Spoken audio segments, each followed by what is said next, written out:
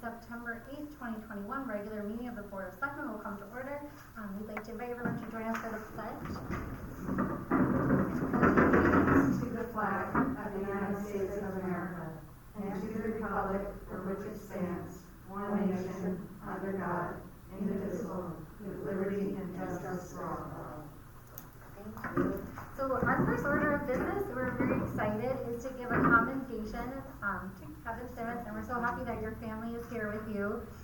So essentially, I mean, if you want to, should we read it and then come forward? Or? You can come forward. Okay, yeah, if you guys, we'll read it, and then if you wanted to, make sure you don't have to or anything. But we wanted, this is on behalf of the whole Board of Selectmen. Hold on, I'm back on.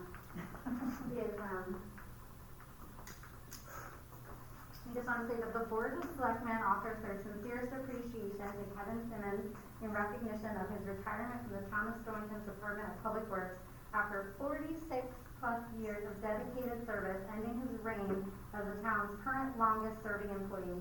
Thank you for your many years of loyal service and best wishes in your retirement. And that's from me and June and from Deb. So congratulations. We wish we were allowed to give better gifts than this. And so if you guys want to come up, and if you or your family wants a picture with it, or with us, or we don't have to be in it, it could just be you guys, whatever.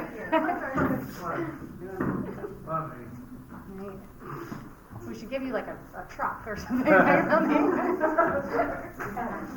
a plow truck on it. Yeah. There you go. He knows how to do that. Okay. Devin, can you Come on, later? Yes. Stand next to your husband. Yeah, really. And you on the other side of the No, he's gonna get that. He's fine. You go right in here. You should be on the edge. Yeah, we're not as important as you guys are. You should stand on the other side. All right. There. You want to stand over here? No, it's okay. Okay, ready? Yeah. 1, 2, 3. Nice. Let me take one with this one.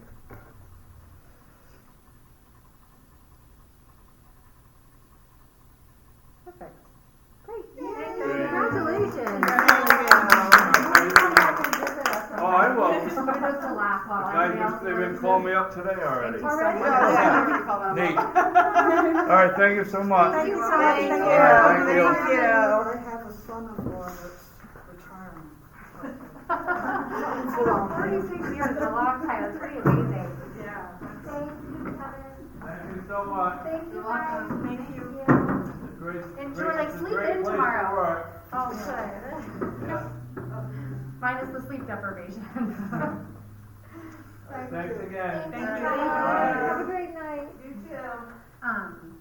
So, can I get a motion to move comments from the public from the back of the agenda up to the front of the agenda? So moved.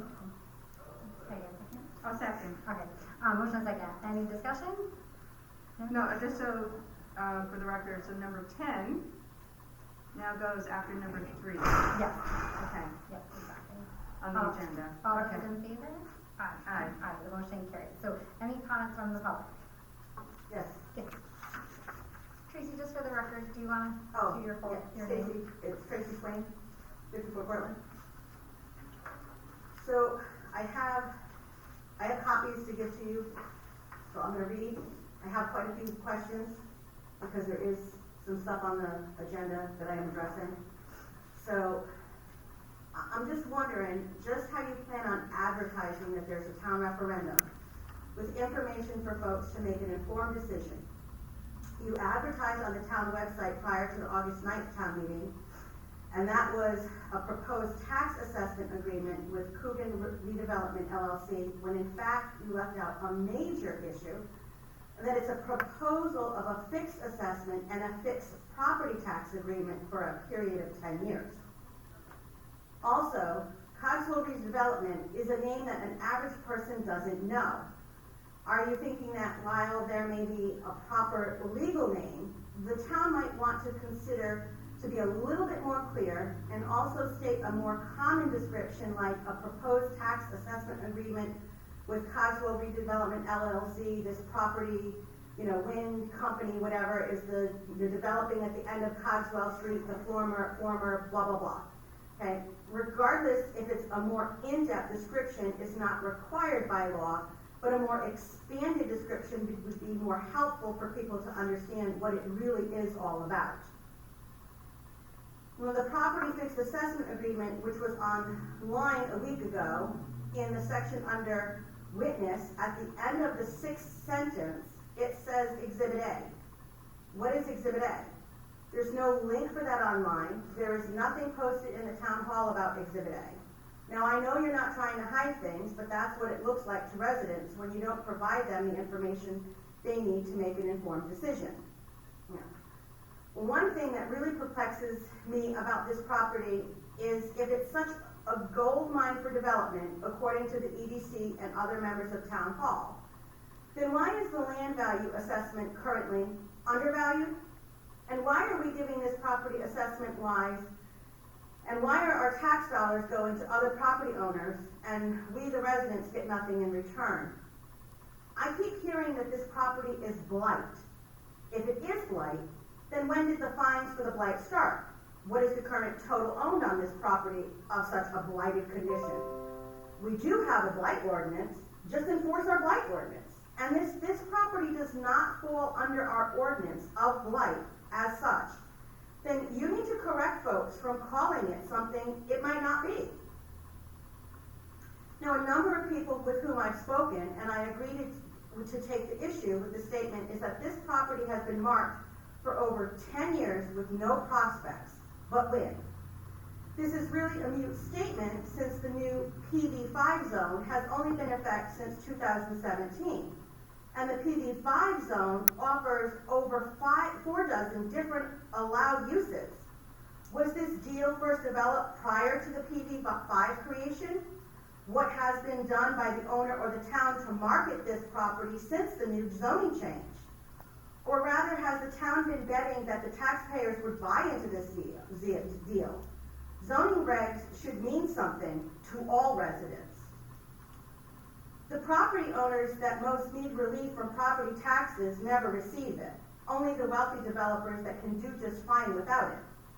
And also, when it looks like we may spend upwards of $100 million for a new waste development plant, why not give up on the revenue from the developers who will contribute to so much of the problem? And then the other question I have on that is also, when do we get to see the ballots so we may advise our neighbors on voting for the date that you're proposing? Now that's regarding that issue, which is the new business under 9, the first one. Now the second one is the other one on the special town meeting that you're looking to hold on this 27th, regarding the cannabis ordinance. How do you plan on having public information at this meeting for residents? How do you plan on informing residents about this? It is 2021, and folks don't read the paper like they did 40 years ago. Folks don't check the town website monthly, never mind daily. How is it that you plan on educating residents about this in such a short period of time with so much to consider? This is, after all, your job. And you have nothing that says, if it's not prohibited, what the ordinance might be. So just how are folks supposed to make an informed decision on this? 2 weeks ago, I told the 3 of you to think long and hard about this particular matter. The town of Preston did the smart thing. They put the motion on a moratorium for 6 months so that they can get more information and educate their residents. They don't seem to be in a rush. So kind of why are you 3 in such a rush on so many things lately? Fact of life, when you move with great haste, it may cause major side effects that can be very costly down the road.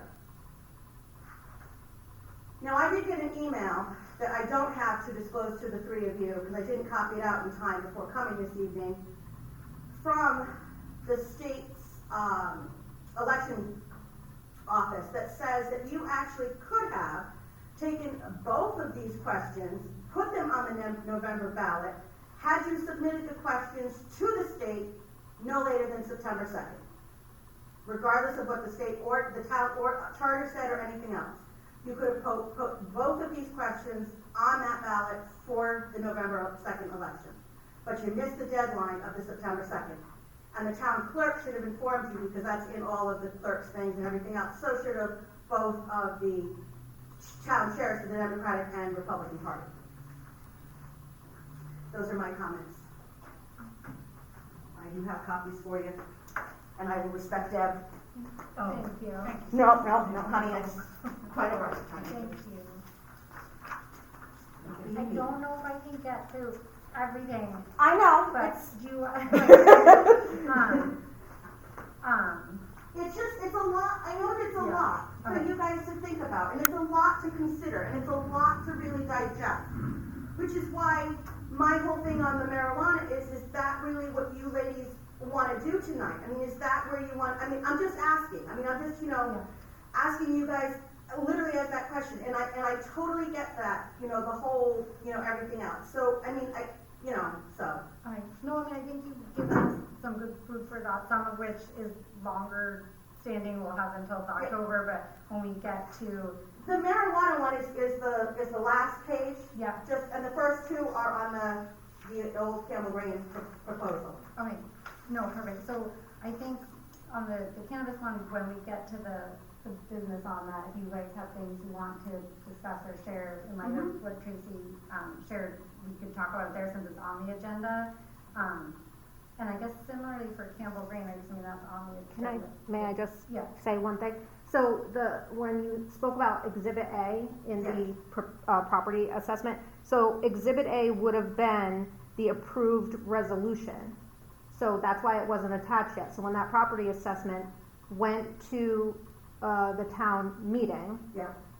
as it was, as a draft assessment, it says, whereas in order to, Is it 4 pages, Stacy? 4 pages? Yeah. Is Exhibit A 4 pages? No, it would be the resolution.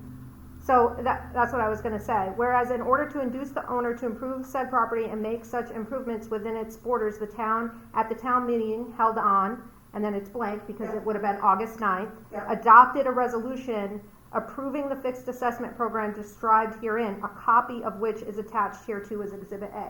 So that would have just been the resolution that was approved. So that's why it wasn't at the original meeting, because it didn't get approved until that meeting. Got it. So if it wasn't petitioned and it was all signed off on, then that resolution would have become Exhibit A and been attached to their fixed assessment agreement. Got So it. I don't know if that helps to answer that one question. No, that helps because since we don't know whether it'll be approved or not, it can't. Right. Okay. And the only thing I'll say just to the September 2nd thing, I mean, it's helpful to know, and we'll follow up on that, but I think it's sort of, because the process, which was completely fine, the democratic process that unfolded of overturning the results of the town meeting were already set into action. Yep. Again, the advice from the town attorney was then our charter comes into effect, and the minute we got those 200 plus signatures, and they were verified, we had that specific time frame we have to follow. Right, which is the what 10 days we're this, doing. the 10 days that. You guys had the 15, you had to do it within 20 Yeah. to the 45. So that like bumped the whole Yeah. September 2nd. I or think in November order to 7th. hold the referendum, just on the For item future. about the Campbell Grain, Yeah. my drop dead date to have that based on the timeline. So the timeline was the time you gave it to the town clerk certified it. As soon as they handed it to me, now I was on a 10-day time, a 15-day time frame for them to do what they're doing right now, which is to set the call. But the latest I could hold that referendum, I believe, was October 9th, because that would have been October 12th. Nope, October 9th, because it's the day that the town clerk handed it to me, not the day she brought it into my office. I have no less than 20, no more than 45, and the 45th day would have been October 9th. Was that because the state told me it was the, Because the state statute might be different than our town charter, how Right. it, and the other thing that has been a question is the state statute, the Title IX in the state statutes.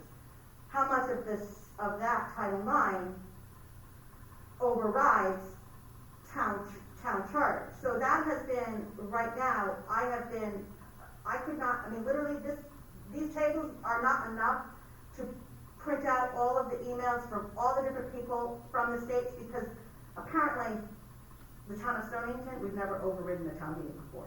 Sorry, ladies. Yes, you did. I mean, Yes, so this is yes, like they a did. new thing for them, but they have had it happen in other towns. So they're trying to find out, like, what part of this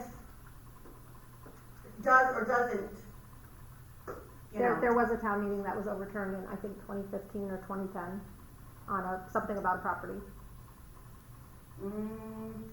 There was, I have the information from the town clerk's office.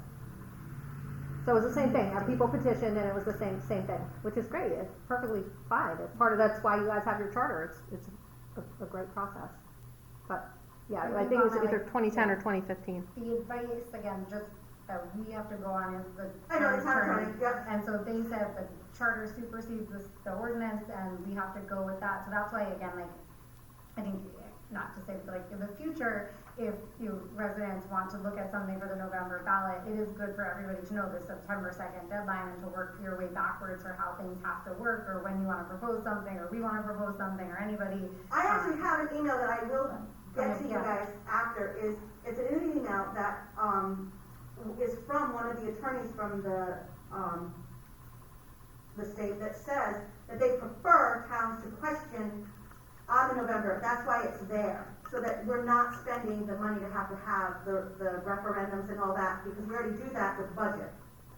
Oh, wait, no, that'd be good to see. So, yeah, so we'll go through some more of these, and we'll get to the other ones at this. I don't wanna hold Erin up since she's just here to interview her volunteer position.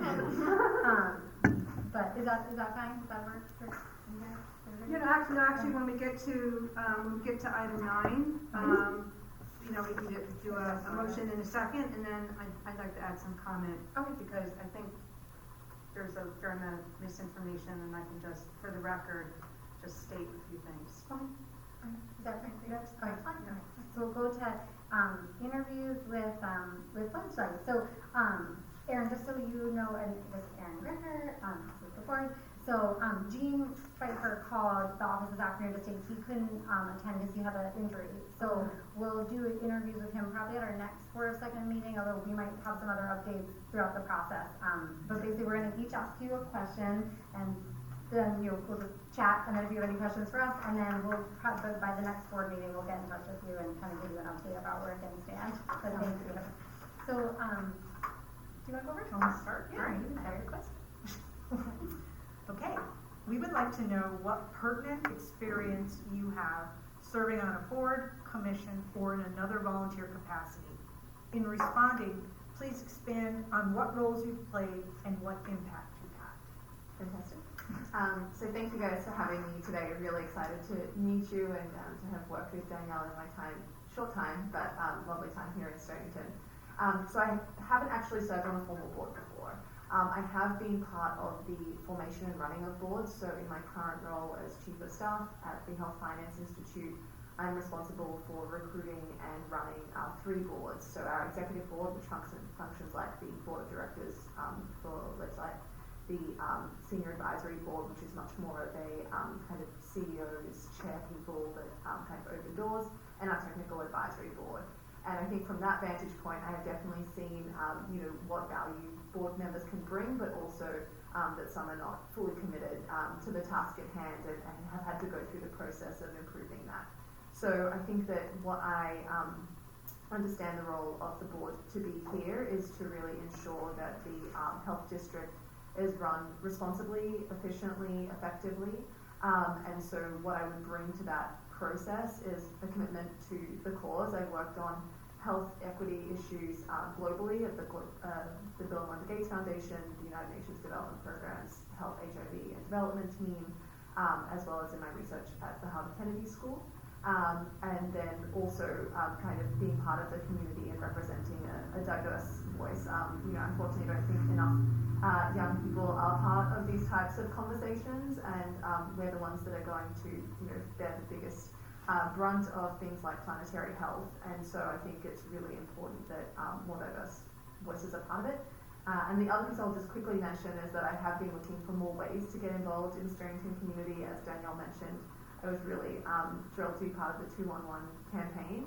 And as you can probably tell from my accent, I'm Australian actually, and I'm a green card holder, but it does restrict the amount of formal positions that I can apply for within a community like Stonington. And so I was really excited when Danielle was able to confirm that this is actually a board that does accept permanent residents, because we are an important beneficiary of public health programs. Thank you. June, do you want to Oh, sure. I'll ask question number 2. What is your opinion of the responsibilities and primary function of the Red Light Health District Board? I think you may have already answered that, but you can expound. Yeah, absolutely. So, in understanding public health more broadly, I think that it really speaks to the social impacts and environmental impacts on people's everyday health and lives. And so I think that we've seen through COVID the kind of emergency capacity of public health departments in being the main, the distribution function for information and for particular goods and services that are needed in an emergency setting. But then you also have the ongoing things that people don't even think about as public health in terms of, wearing safety belts, ensuring that people have access to clean drinking water, that the air is safe. And I think that I've seen that in more of a global context up to now. In terms of my work at the Gates Foundation, for example, I was mostly focused in India and saw there, unfortunately, some of the failings of public health departments in being able to ensure, safe air. We were smoking the equivalent of 50 cigarettes a day just by breathing the air in Delhi. And so, I am very grateful for the lifestyle that we have here in Stonington, and I think that part of the role of this broader health district that encompasses more of the towns is ensuring that we continue to have this really healthy and safe environment for the community to thrive. Thank you. Awesome. So again, I think you touched on a lot of this, but if you want to expand on anything, to describe your relevant professional experience as well as any specific skill set that you bring to the legislative health district board. Perfect. So in terms of specific experience, I spoke a little bit to kind of the sort of operations of boards from the, coordinating and agenda writing side of things. I've also been part of content creation for boards, so in my role with Bain & Company as a consultant, a big part of our role was putting together materials for board consideration, and so I understand the need to take the time to prepare for board meetings, ensure that you have a full understanding of all the issues that might be presented, and being able to kind of manage the conversations. I'm also very committed to everything that I take on board. I'm very selective in terms of what I apply my skills to, because I want to ensure that anything that I ever put my hand up for, I give 150% to.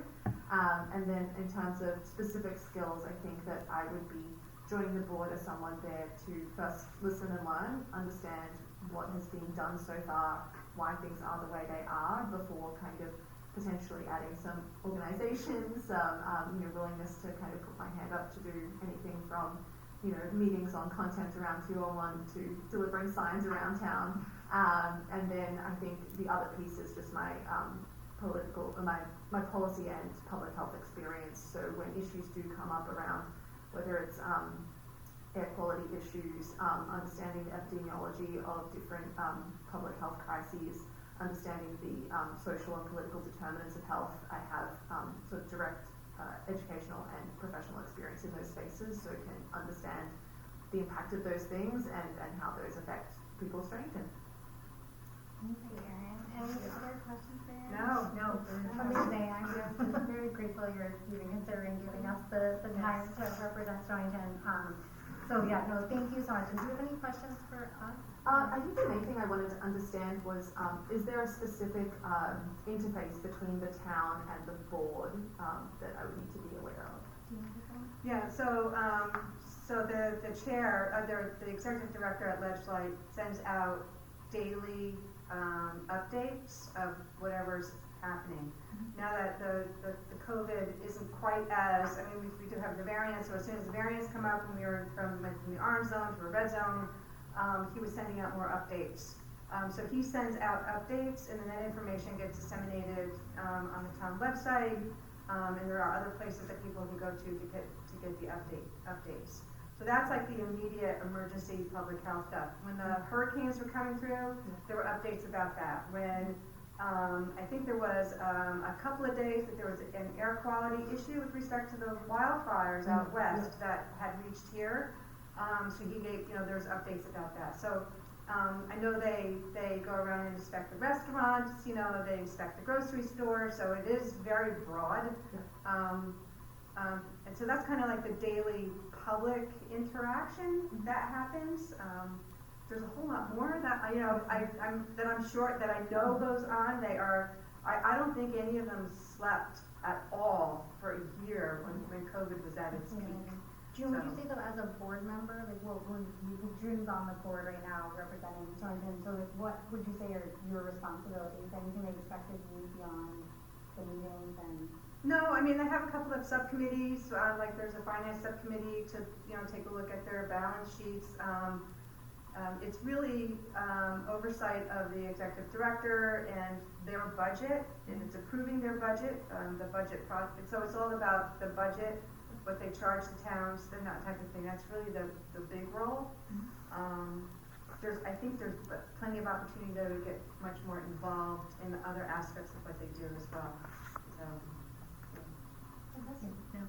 Actually, yeah, legislature's been a lifesaver literally during COVID, but even beyond, like, they look at septic, they look at kind of well water quality, health issues. If we have an issue with a resident with potential concerns, they'll come in and look at things.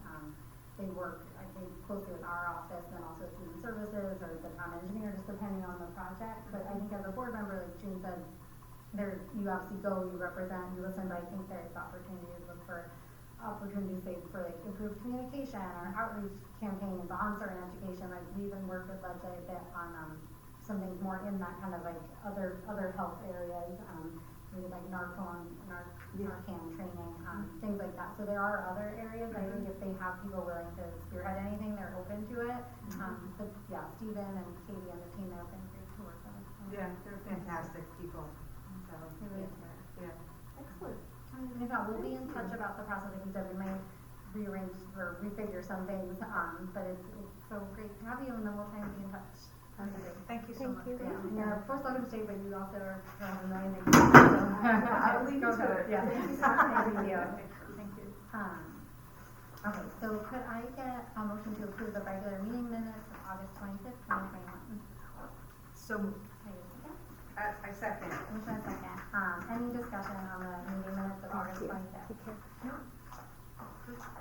I don't have any changes. I do though would like to direct people with respect to cannabis and the sense of urgency with respect to towns doing things to item number 9 in the minutes. This was just passed July 1st by the state, but it has been a conversation about legalization and permit processing for years. So, anyway, I'd like to direct people to to my comments in the minutes with respect to the process of allowing it or disallowing it in our town. That's all. Just a comment. Okay. Yeah. So, no changes or anything. So, all those in favor? Aye. Fine. Thank you, Stacey, for your well-articulated minutes. So under correspondence, we received an application from Marjorie Bellinger, who's interested in serving on Planning and Zoning Commission. We hope at the next meeting to do interviews with the 3 candidates that I believe 3 now that we have, and then with the hope of being able to make a decision by the October meeting to seat 2 alternates in those 2 open seats. So we have all 5 regular members for planning and zoning? Yes. We do, okay, so these are the alternate Yeah, we positions. have 1 alternate, Gary Belkey, that we approved a few months ago, so there's 2 other There alternates. are 2 other, because some of the alternates moved up into regular members, okay. All right. So that's just under correspondence. Then, under reappointments, we have Rec Commission. Can I get a motion to reappoint Stephanie Hertel from an alternate member to a regular member of the Rec Commission? So moved. Or second? Any discussion? No. Just thank you to Stephanie. Yes. All those in favor? Aye. Then another reappointment under planning and zoning. Could I get a motion to reappoint Frederick, Diekman. Thank you, to the planning and zoning commission? So moved. Second? I second. Any discussion? Nope. No, so thank you to Fred. All those in favor? Aye. Under old business, just a quick update on the American Rescue Plan Fund. So I think we were all there with the Board of Finance. For those others that are interested, the Board of Finance last week, I think went well. I made the formal presentation on the ARPA funds. as well as a number of outside agencies and different department heads that attended. And we essentially received feedback, I'd say, at that meeting. And now, just so people are aware, the Board of Finance will hold a public hearing on September 15th at 7 p.m. at District Office. And immediately following that is when they'll do their deliberations. And then we will send the ARPA funding to a future town meeting. And I think just a kind of reminder, as we know, but also continuing to touch base with all other towns around the region. Everybody's kind of doing it in their own way. I'm still really proud of us that we decided to do it this way. I think it's more transparent. It gives the Board of Finance a weigh in. It gives the residents a chance to weigh in instead of us just deciding ourselves, like a grant, as we were allowed to do. So, you know, this is a longer process and it's going to take more time and more deliberation, but I think it'll give us a better outcome at the end. So I'm grateful for everybody's time because it has been a lot of time. So hopefully people will come out at the September 15th meeting or share their thoughts ahead of time, and then the Board of Finance will have their deliberations after the fact. I think it'll also help people understand what can and can't be spent, what this money can and can't be spent on, so. Yeah. Yes, I think it's I good. think that was important. Yeah. Yeah. So, then new business. Okay, so we need to add an item to the agenda for your consideration. So this is just to add it to the agenda and then we'll go to it later. But could I get a motion to add the item request for use of a parking lot at 49 North Stonington Road to the agenda? So, Can I get a second? I'll second. Motion and second. Any discussion on just adding it to the agenda? No, it's a regular meeting, so we can do that. Yep. Okay. All right, all those in favor? Aye. Aye, motion carries. Great, so we'll discuss that later. So the next one is to set the call for the referendum. So the next item is to set the call for a referendum to be held on October 5th, 2021 pursuant to Connecticut General Statute 7-7 and Section 3.5 of the Town Charter entitled Power to Overrule to remove the first item on the call from the August 9th, 2021 special meeting to reaffirm the vote on a resolution pursuant to 12-65B of the Connecticut General Statutes to enter into a property tax assessment agreement with Cogswell Redevelopment LLC, a Connecticut limited liability company, fixing the assessment of the development of a property at 27 West Broad Street and 15 Cogswell Street, Pawcatuck, Connecticut. Such an agreement shall not exceed 10 years.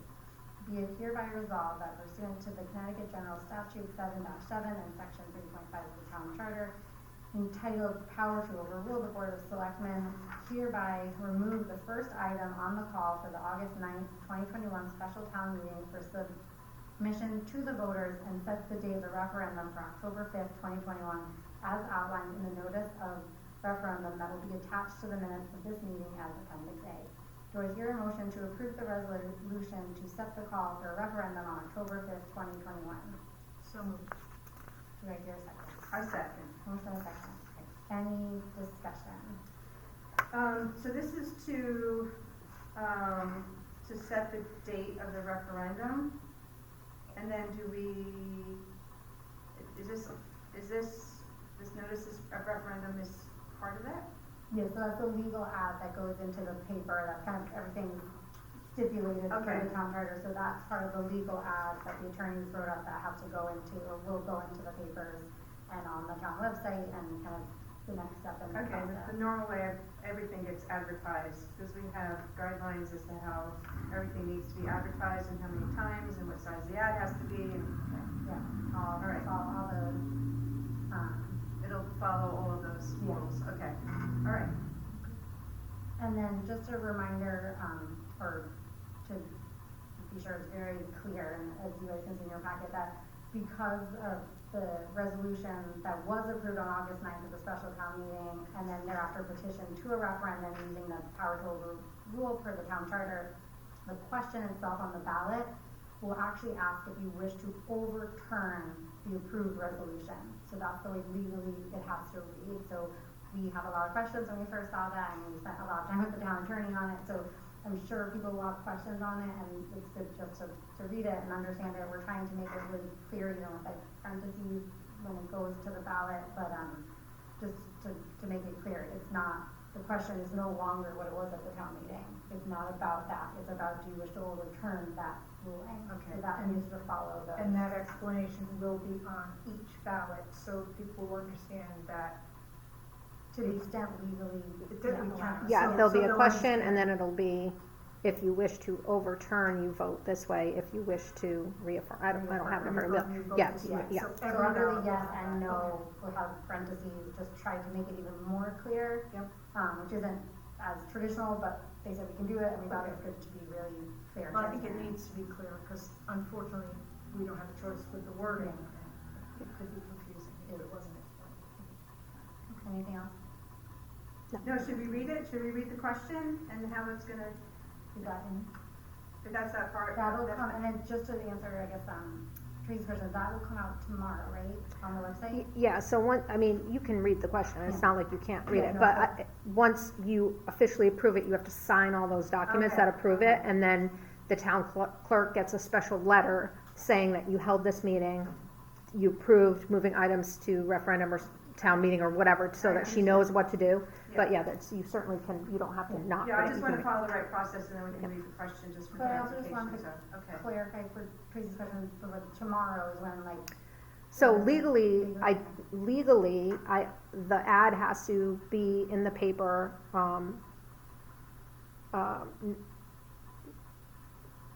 5 days prior to the special town meeting, which is going to be September, no, I'm sorry, I'm on the wrong item. 5 days prior, no, I'm sorry, I'm getting confused on the two things. That's all It's right. gonna be in the paper at the same time as the next item that you have not approved yet, so, I think that's September 22nd, but I am going to put everything on the town website tomorrow. Okay. But just legally, it has to be like 5 days prior to the town meeting, Okay. But- not counting the day. But most likely it'll be on tomorrow if people wanna see what it Yeah, looks yeah, like. I have it, I've been prepping stuff, but yeah. Okay. And then Okay. there will be, because this is a kind of unusual time period and time frame, there will be absentee ballots also. Yeah. It's not usual for something going to referendum this way, but because there's so much time, there's more time than usual, they will be able to do that. So they able to print them? Okay. Yeah. Okay. And those will be available It'll be available, they'll be available Monday. this Monday, Mhm. right, starting this Monday. Wow. Yeah, just the absentee ballots. Yes. And then she'll be Online waiting to and- prep the like regular ballots, but yeah, yep. Yeah, I think they have 4 days after whenever you approve something to go to referendum. Typically, things don't always go to absentee ballot because it's a shorter time frame. Okay. So normally, we would have a special town meeting, things would go to a referendum within that 14 days, and they don't typically have enough time Enough to, time for an absentee ballot. Right. But because we're putting Because the we're- referendum out at the very last day. yep, they Okay, have for time. that. All right. Yep. Okay. Okay, so, any other comments or reflections on Cogswell? No.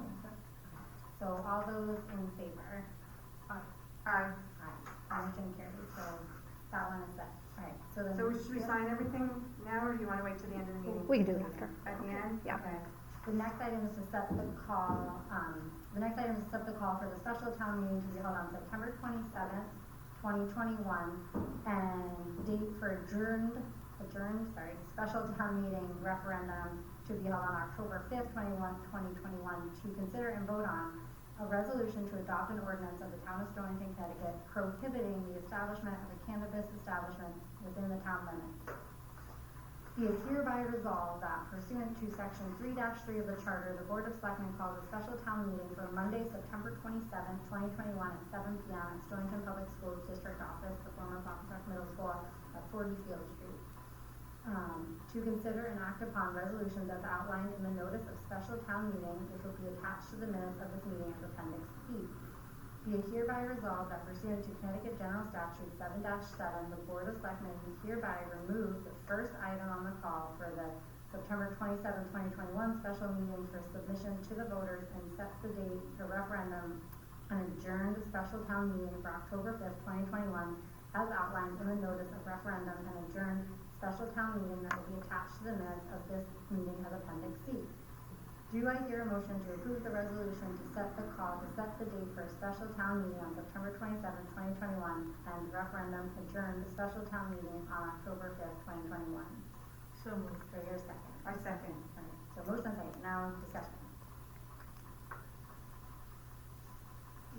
Once again, this will have the explanation on the ballot because again, it seems like it's slightly awkward wording, and I understand that it has to be, but, you know, we're saying prohibiting the establishment of, so it'll have an explanation, so people will know, if you want it, you go this, or if you don't, okay. Yeah, it'll be as simple as we can within the legal confines, but yeah, similar parentheses situation where it'll kind of explain it a little bit in one sentence.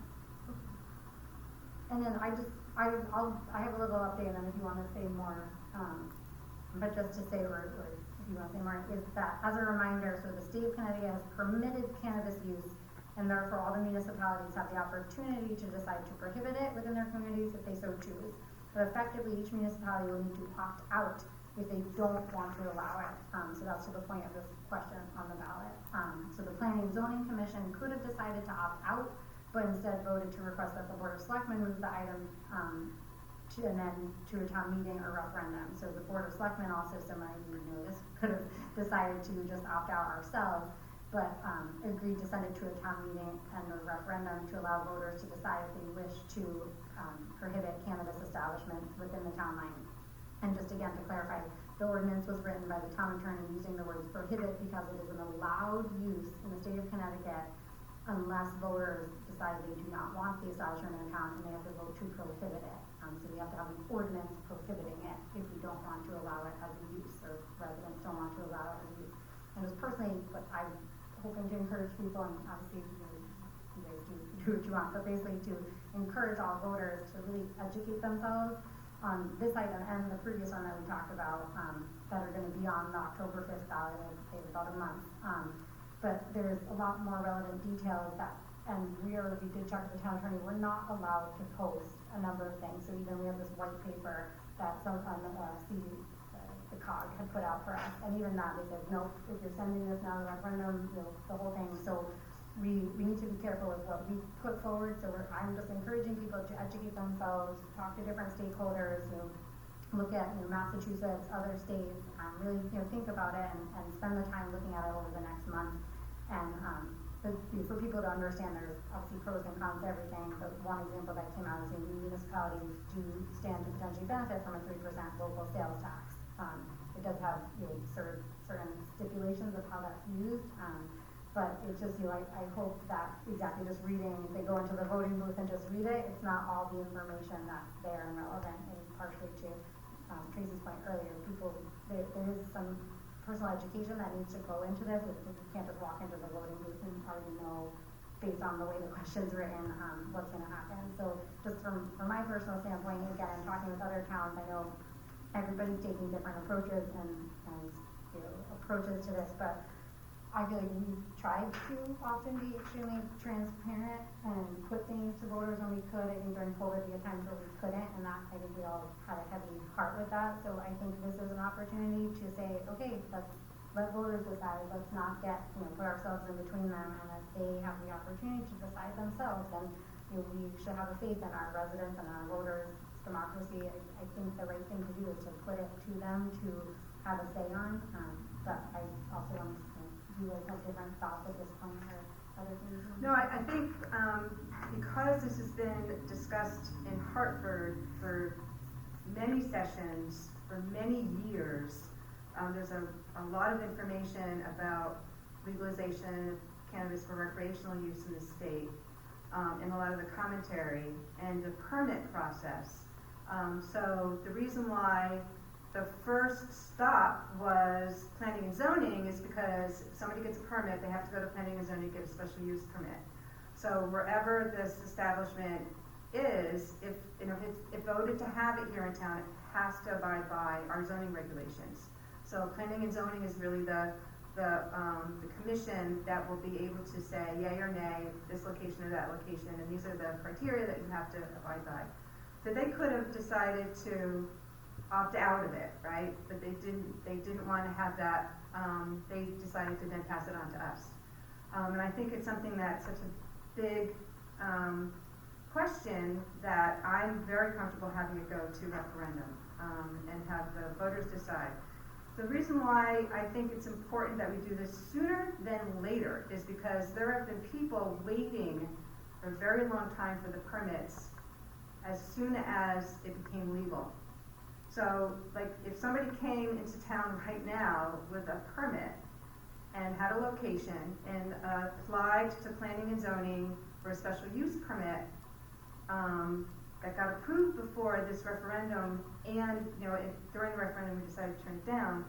So there's a timing issue there, right? So even if we were to hold a moratorium, when the moratorium was over, we still have to go through this process, and there's still a window that somebody could be ready to, you know, have an establishment, because they have a permit from the state. So I think this is truly the prudent way to do it. And like I said, there's been so many conversations and discussions about the legalization of cannabis in the state that there's a lot of information out there. And even the permit process, for people who want it, what the criteria is. And I know that I think the statute says that for municipalities, for every 25,000 residents, you can have one place that processes it and one that sells it. So we can have one of each in town. But To that point, that's another reason it's really important to encourage people, because they could easily read this and think, oh my gosh, we're gonna have 5, 10, you know. it's one. It's Yeah, one so- establishment, right? There's a limitation, I think, to what Well, it's the, one of each and they have to be separate. Right, So it yeah. wouldn't Then be- they can't be the They same. can't be the same, it wouldn't be one that It has. can't be the both. It same has to- person, it can't be the same entity, they have to be completely separate. So, so like that information is out there, so it's really up to the people who wanna vote for it to figure it out. But, Yeah, no, I understand that we're limited on what we can share on our website, but I don't know how it works could you give hints to, like, here's places you might be able to learn about it, like a link to a website or something? I mean, just, You have to ask the attorney. yeah, I mean, I don't We know the can't- answer we to can't- that, but, you know, that way, if somebody is looking and maybe expects to see a white paper, at least they could maybe see where they can learn more. FAQ, like, that's what we got this FAQ, we could post, and they said no, so Yeah. we have to figure out where the line is for what. Yeah, okay. And maybe if it's a public agency or something, having a I link. think so. I mean, really, he said we couldn't even, we wanted to do a FAQ just to make it Yeah. easier, just Yeah. like, here are the facts about why is this before Yeah. you, Like, what's in the and he bill, said what's no. allowed. Yeah, exactly, that's Yeah. what I was hoping we'd be able to do, but he said no, Okay. And there will be, again, like you said, there's, the purpose of that town meeting would be to, as you noted just before, to send it to referendum. Similar to what we do for the budget. Just like the Yeah, budget. okay. Yep. I get it. Yeah, okay. Any other? So the town meeting on the 27th, we'll be sending it to referendum. Well, you already are sending it to We already referendum. have. That's what you're doing So now. it'll be a chance for public comment. Mhm. Okay. Yep. All right. Yeah, and then the budget people should know, like, it is going to vote, but it is a chance to, yeah. And again, we just wanna be careful with COVID, that, you know, everything is the idea of packing an auditorium, but it would be an auditorium, so we'll be all spaced out and masks and everything. Okay. No? Okay. Anything else? No, I have no more questions or comments. It's not, you said the auditorium, but that Is special that- meeting that's is not- it's at district public, office. That's right. Is that district Yes, office? district office. It's in the big room. It's in the big room, Okay. yeah, it's a large room. Okay. Oh, yeah, we did say that, feel free. Okay, yep. Thanks, Thank you Stacy. for clarifying. Right, all those in favor? Aye. Aye, the motion carries. So, the use of 49 North Stonington parking lot. So we just received a request from Clyde Cider Mill to use our parking lot at 49 North Stonington Road for overflow parking from September 1st to November 30th. As you may recall, this has been discussed at length at a number of different Board of Police Commission meetings. I've gone on site with the police and commission members, and then also people from Clyde's, and trying to look at different potential solutions to the parking and traffic and safety issues. And so for quite a while now, we've been talking about different options, and then they revisited one that we had suggested as a potential option. It's just a temporary sort of band-aid to this bigger issue, but they decided they'd like to try and take us up on it. So they met all the requirements that we have for using town space in terms of insurance, it's all in there. and the requirements, they most likely would only be using it, on Saturdays and Sundays during their business hours, mostly for employees, but potentially for other overflow, if needed. And so, and again, it'd be for the season of September first through, well, obviously we're already past September first, but September first through November 30th. Okay. So could I get a motion to approve the request for the use of 49 North Stonington Road for overflow parking from September first to November 30th? So moved. Is there a second? A second. Okay, any, discussion or question? And that's September 1st to November 30th, 2021. Yeah, right now, so basically, as soon as we do approve it, up It would until start. November 30th. Okay. And then in So I- future years, yeah, we They can know that discuss. we're trying actively to move the property, and, that this very well might just be for this year, but they appreciate it, I think, as something to do for right now while they're trying to figure out other, options and opportunities for what might exist for them, because obviously this is a pressing issue both from the police side for public safety and parking on the road, and then, for their point of view, they're only within a short season and kind of want to be sure they get people in there. It's a popular destination, and it's hard to kind of figure out and regulate. So we're hoping that this could be a short-term solution to a broader problem, but give them a little more time and create a safe place for, especially for their employees to park and then shuttle up there. And vendors. Yeah, vendors, take up exactly, parking yeah. spots too. I was at the police commission meeting when this was discussed, and it was discussed at length and in great detail for over an hour. So, I guess it's a good temporary solution. Yeah, I'm hoping. Okay. So all those in favor? Aye. Aye. Motion carries also now. All right, the final item is comments from the selectmen. Yes, you want to start? No? Just quick, I want to thank the people that sponsored the event on Monday. That was a really nice thing, I think, for the town to bring some recognition to Stonington and, have the parade. And it's kind of nice and a fun thing. First time we did that together. But I also wanted to just comment on, we are moving along the Stillman and Mystic River Park projects. I spoke with a consultant who previously worked on the Stillman Mill project, and they are interested in meeting with us and, possibly doing the assessment work, which would be great because they have all the historic background, they wrote the remedial action plan, and they're a very well respected firm, with the background information. And on Mystic River Boathouse Park, we sent the environmental condition assessment form to the state and asked for a waiver from the fees for the voluntary remediation program, which was something that they had recommended to me that we do, because you are allowed to ask for that if you're a municipality. So it does put us into the voluntary remediation program now, and we can hopefully get started. So, Okay. thanks. Oh, so, planning and zoning, and I do have some comments, based on public comment. So I'll address some of your, with my comments, I'm gonna address some of the questions. This project on, the Cogswell Redevelopment LLC, the reason why it works for, affordable housing is because there can be grants. A number of developers that have looked at the site, just so everybody, there's clarification about this, that have looked at the site, the cost of building something there is in the $30 million range. We assess the site based on the rent revenue. So the assessment would be at a much lower number, so $6 to $7 to $8 million. So there isn't any developer, when they looked at it and did the financials, that thought, oh, we're going to spend $30 million and get much less revenue because of the rents that we can collect. So when affordable housing is part of that, there's grant monies available to help offset the cost of construction.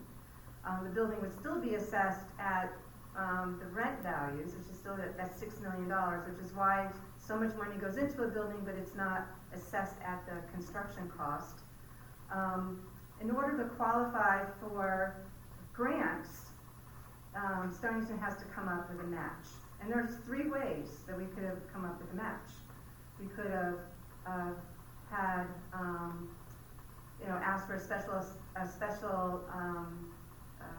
we could have gone to the Board of Finance and asked for a special allotment from our rainy day fund, do a match, we could do a fixed assessment, which is one of the ways that we thought when you do a back of the envelope calculation as with respect to time value of money, that this was actually the more affordable way for the residents to have this project done and pay for it. Because housing is something that we could use, the money that we didn't know we were gonna have at that time, but the ARP money we could use for this. So there are ways that we could come up with our match, and we just thought that the best use of money and future funds of money would to be this fixed assessment. So that was me being the liaison for planning and zoning and for the board of finance. So this project was approved last fall, and planning and zoning approved it. It had gone through, there's a routing sheet of all of the other boards that it had gone through. It did go to the architectural board. They did request changes. Those changes were done. All of these things with respect to this particular project that I know people have many questions about are in all of the minutes for these respective boards and commissions, like as it went through all of the approval processes. So this is just one way that we, Stonington, could come up with our match. It is not likely, I don't know, we'll see whether or not, if it's overturned, if this project happens at all. Okay, it's not likely that it will, not without some grant money, because of the cost of construction and really the value of the building once the revenue that can be collected is calculated. So that's why I really was a proponent of a fixed assessment. I thought that was a great idea, especially if you think what inflation is going to do. If we can hold on to our money now and spend it on other things, if we could pay this over a 10-year period, I looked at it as more as our loan for the match. So all of the things that were discussed, it's really not a gold mine. It's a piece of property that could be used, and that's why it's, when you assess property, it isn't currently assessed undervalued. It's assessed at its value. So that is, I think, what I wanted to say about that. I think the meetings when planning and zoning approved it, there was a very, very long meeting. It seems as though the Zoom meetings seemed to last like till 11 or 11:30 at night, because there was nobody kicking us out of the building. But like I said, all of this information is already there on the town website from when the project first was submitted for an application over 18 months ago, maybe close to 2 years ago now.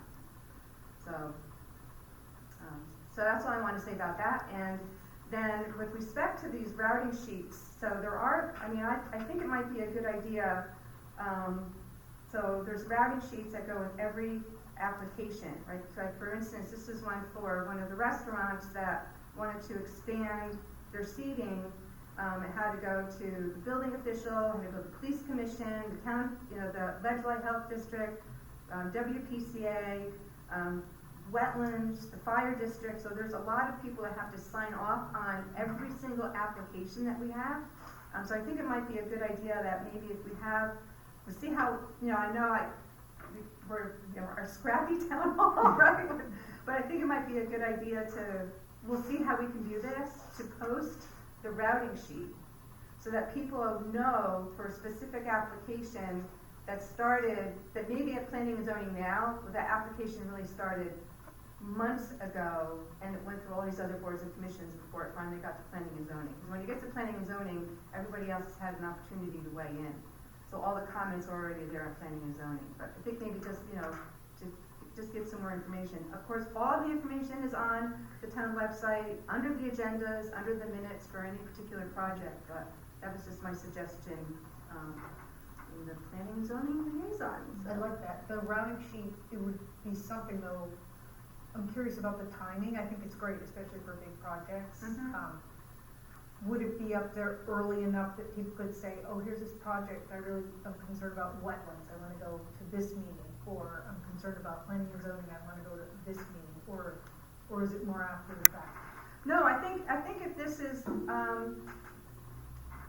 so, I mean, this gets submitted and then it goes into each board then schedules it onto their agenda, and the planning department has please return comments by date. So there's a timeline. Maybe if once, you know, like the police commission has it on their agenda, or the WPCA has it on their agenda, that might be something that could be added next to it. Like when the meeting date for this project is on that board of commissioners agenda. So if people were interested to hear what the comments were, they could go to that meeting. And I think most of all the town meetings have public comment, so there's an opportunity to say something at that time. No, I think that's great if there was a way we could do it. Now I know, I'm guessing, like I know Susan has an intern, for example, maybe there's somebody that could help with that, you know, I know that you're right. Give it a try, Yeah, yeah. see what happens. So, say planning, we're not even touching base with, that's a good idea, because Keith was totally over. Yeah, I was gonna say, I Touching don't wanna- base with Susan, maybe seeing if one of her interns might like this as a project, and we could pilot it, and we said maybe, like, you can scrappy, it's very scrappy, like, I don't know if it'd be feasible to start off doing it for every single thing that's coming through planning and zoning, but if there's a way to set a threshold or an impact, or if something, I don't know, if there's a way Especially to things that set. might have public hearings anyway. I know Yeah. certain projects come through wetland, for example, and they'll have a public hearing because it includes, you know, filling a large wetland or something like that. Yeah. So maybe Yeah, there's some kind of threshold to threshold. trigger when it happens, so Okay. maybe to talk about it, and maybe, just to get some input, I mean, anything we can do to help make it easier to follow what's happening and be more transparent, I think it's helpful. I think that would be good. Okay. Oh, Oh, I know, right, because this was I actually got this when I went to the police commission meeting, it was in my packet, and, because they had to, they had to make a comment about this particular application. So they had to review it. So it's like, oh, this would be good for the public to know, but yeah, there's gotta be some, because a lot of the public hearings it's a public hearing, I think because they're applying for a special use permit, but it's a special, very, very limited, or it's like, there's very large special use permits, which will create a large amount of change, so I don't know, yeah, I could talk, we could find out, we could find out what that trigger is to have to have the routing sheet up for different projects, so. But if it can be done, I think it would be useful for people to see it. No, it's a good idea. I'll keep mine brief.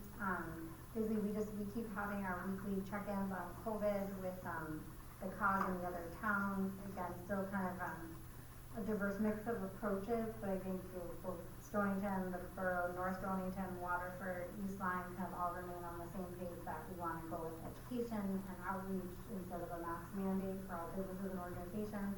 Just so you guys are aware, we have gotten, I think, substantial feedback, if you will, from different residents and business owners, some in Groton, some Stonington ones, advocating that we should go with a mask mandate like Groton did, and New London and Groton City. But again, I think the conversations we keep happening, having it just, to me, seems like the best approach that we can take. A mandate is something I take very seriously. I think we need to be able to implement it, and it's very challenging. Every town is different, and I think it'd be challenging here.